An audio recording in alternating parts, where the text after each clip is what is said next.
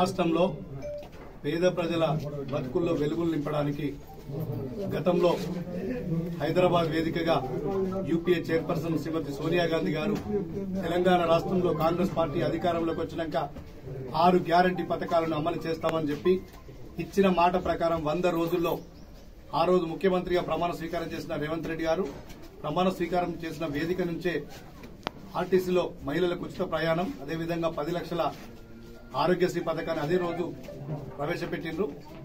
మొన్న ఇప్పుడు ఈ మార్చి 1వ తారీఖు నుంచి రాష్ట్రంలో 40 లక్షల మంది విద్యుత్ వినియోగదారులకు, గృహ విద్యుత్ వినియోగదారులకు 200 యూనిట్ల లోపు ఉచిత కరెంట్ ఇస్తామని చెప్పినట్టు మాట ప్రకారం రేవంత్ రెడ్డి గారు మన లాంఛనంగా ప్రారంభించడం జరిగింది.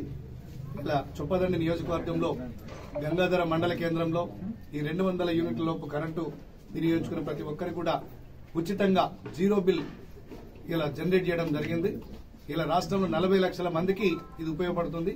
ఈ సందర్భంగా నేను గౌరవ ముఖ్యమంత్రి రేవంత్ రెడ్డి గారికి చొప్పదండి నియోజకవర్గ ప్రజల తరఫున, వినియోగదారుల తరఫున మనస్ఫూర్తిగా కృతజ్ఞతలు తెలియజేస్తున్నా.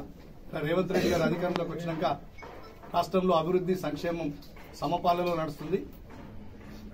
మరొకసారి వారికి ధన్యవాదాలు తెలియజేస్తున్నాను. మరిన్ని వీడియోస్ కోసం ఛానల్ ని సబ్స్క్రైబ్ చేయండి. లేటెస్ట్ అప్డేట్స్ కోసం వాట్సాప్ ఛానల్ ని ఫాలో చేయండి. అండ్ లింక్ డిస్క్రిప్షన్ లో ఉంది.